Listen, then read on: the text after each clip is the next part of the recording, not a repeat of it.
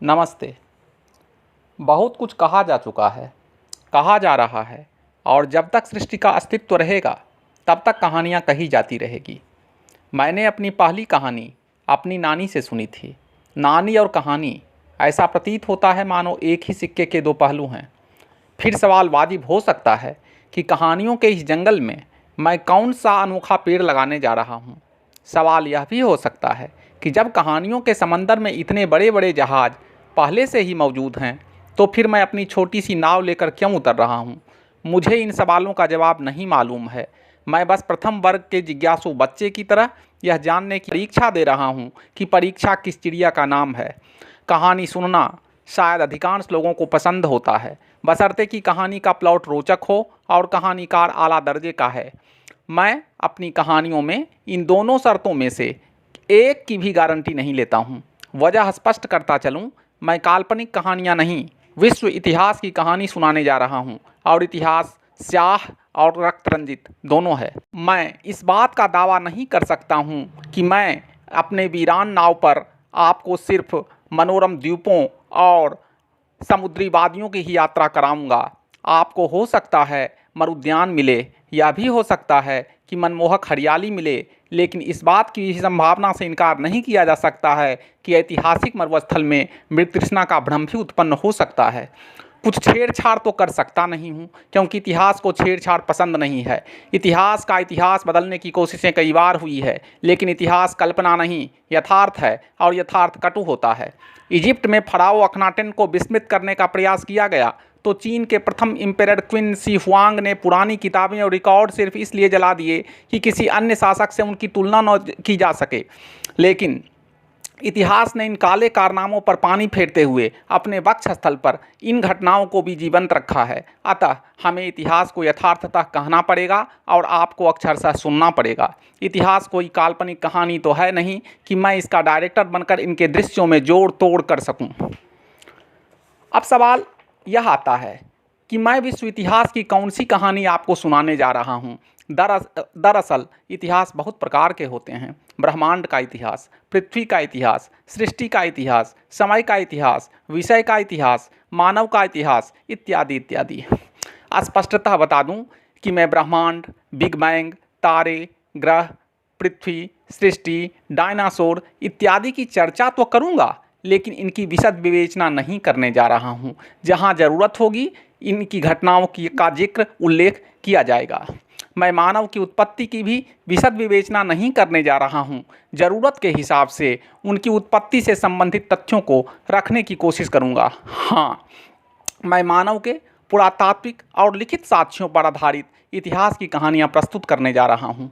मानव से समाज, समाज से राष्ट्र, राष्ट्र से राजा, राजा से कानून, कानून से शासन व्यवस्था, शासन व्यवस्था के लिए सेना, सेना के लिए कर और कर के लिए अर्थव्यवस्था आवश्यक है। एक भी कड़ी टूटी तो अराजकता, विद्रोह, विखंडन और विध्वंस, इन सभी आयामों पर विस्तार से चर्चा होगी।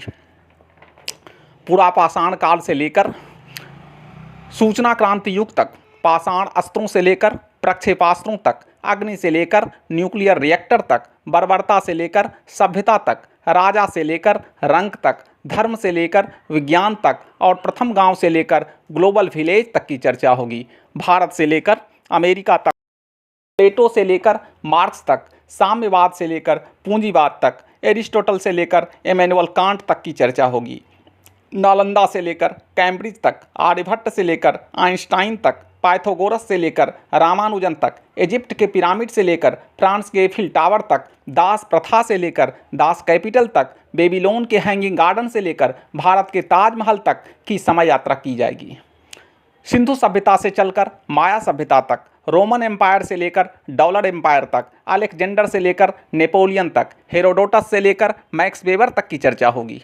जूलियस सीजर की हत्या से लेकर मानव इतिहास के महान धूमकेतु हिटलर के आत्महत्या की गाथा भी सुनाई जाएगी। क्रांतियों की कहानी में ब्रिटेन की गौरवपूर्ण क्रांति, अमेरिकी क्रांति, फ्रांसीसी क्रांति, बोल्शेविक क्रांति, लाल क्रांति की कहानी ही नहीं वरन बौद्धिक क्रांति और औद्योगिक क्रांति की भी चर्चा होगी। महात्मा बुद्ध से लेकर महात्मा गांधी तक, कन्फ्यूशियस से लेकर माओ त्से तुंग तक, हम्मुराबी कोड, मनु संहिता से होते हुए नेपोलियन कोड की चर्चाएं भी अछूती नहीं रहेगी। डार्क एज से लेकर पुनर्जागरण तक, समुद्री खोजों से लेकर ब्रिटेन के नौसैनिक महाशक्ति बनने तक, कोलोनियलिज्म से लेकर विश्व युद्ध तक, जर्मनी इटली से लेकर भारत के एकीकरण तक, बिस्मार्क से लेकर वल्लभ भाई पटेल तक, अलेक्जेंडर की दुर्जेय थल सेना से लेकर यूनाइटेड स्टेट्स ऑफ अमेरिका की अजेय वायुसेना तक, स्टोन वार से लेकर स्टार वार तक, कौटिल्य से लेकर मैकियावेली तक अपनी अपनी भूमिका में प्रकट होंगे। चे ग्वारा से लेकर मेटरनिक तक, बोस्टन से लेकर बैस्टिल तक, स्टोनहेंज से लेकर स्टैच्यू ऑफ लिबर्टी तक, क्रॉमवेल से लेकर डिजरायली तक, लिंकन से लेकर कैनेडी तक, चार्ले मैग्ने से लेकर लुई 14वां तक भी परिदृश्य में प्रकट होंगे। क्लियोपैट्रा से लेकर कैथरीन तक, ब्लडी मैरी से लेकर एलिजाबेथ प्रथम तक, मार्टिन लूथर से लेकर मार्टिन लूथर किंग तक भी ऐतिहासिक समय रेखा पर प्रकट होंगे। वाइकिंग से लेकर कोलंबस, मैगेलन, कैप्टन कुक, राजकुमार हेनरी के बिना समुद्री खोजों का इतिहास अधूरा रहेगा। वेद से लेकर बाइबल तक, कालिदास से लेकर विलियम शेक्सपियर तक अपनी अपनी रचनाएं उद्धृत करेंगे। कुछ मनचाहा तो कुछ अनचाहे पात्र भी पटल पर उपस्थित होंगे। Peter the great, Ashoka the great, Akbar the great तो आएंगे ही। Tiberius, Nero, Stalin, Paul pot, अगस्त्यो पिनेचे की बर्बरता भी नंगा नाच दिखाएगी। बर्बरता की चर्चा हो और मंगोल और चंगेज की चर्चा न हो, यह कैसे हो सकता है। चीन की अफीम, भारत की चाय, जापान की तकनीक, अमेरिका के हथियार, जर्मनी के विचारक, रूस की सर्दी, मेक्सिको के मरुस्थल, अरब के ऊंट, सहारा मरुस्थल का महाद्वीपीय विस्तार, ब्राज़ील के दुर्गम जंगल, हेनरी ड्यूनांट के रेड क्रॉस, अमेरिका की सुप्रीमेसी और ब्रिटिश साम्राज्यवाद की कहानी कहे बिना इतिहास अधूरा रह जाएगा।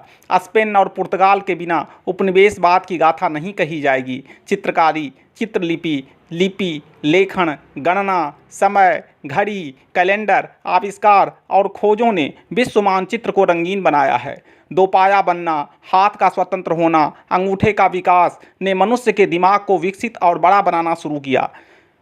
आग, पहिया, नाव, कपड़ा, कृषि, बर्तन, पत्थर के हथियार, पालतू जानवर, शहरीकरण, धातुओं की खोज इत्यादि ने मानवीय सभ्यता में क्रांतिकारी परिवर्तन ला दिया। खगोलीय नक्षत्रों की स्थितियों, तारा समूहों, सूर्य ग्रहण, चंद्र ग्रहण आदि घटनाओं ने मनुष्य को तार्किक और विचारशील बना दिया।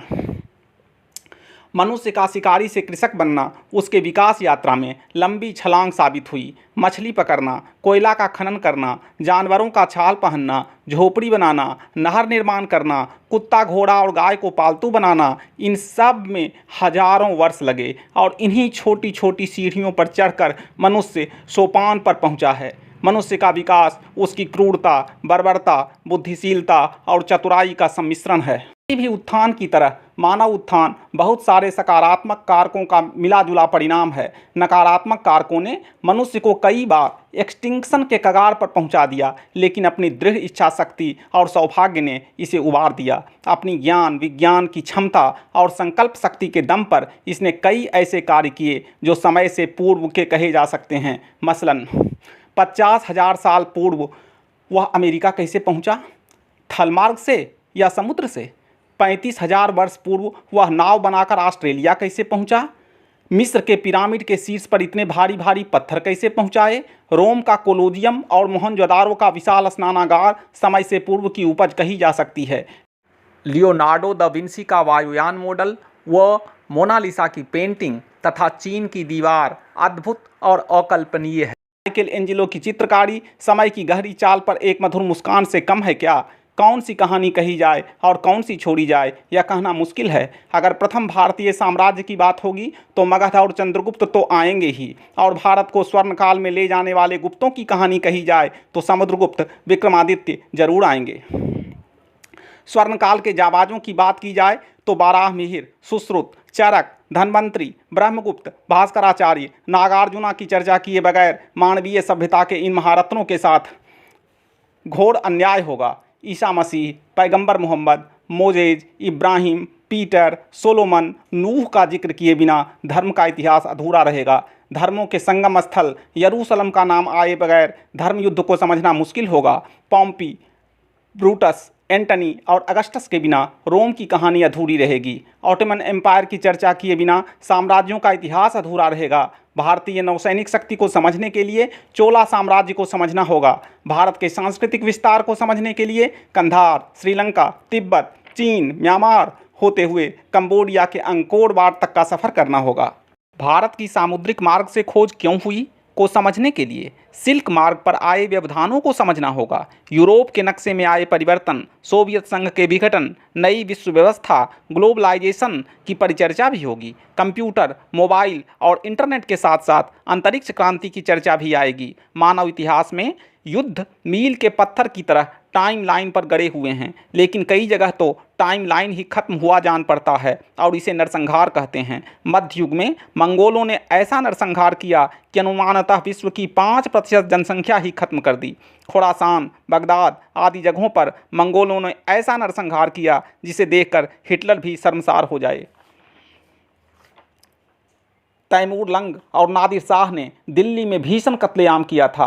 स्टालिन के दमन चक्र में हिटलर के जूइश हेलोकास्ट से कई गुना ज़्यादा लोग मारे गए थे।